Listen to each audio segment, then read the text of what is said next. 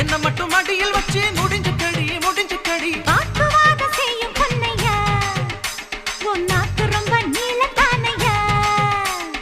நீளம் பார்த்து சொன்ன பொன்னம்மா நான் ஆழம் பார்த்து வந்த ஆளம்மா சுத்தி சுத்தி வந்தேடு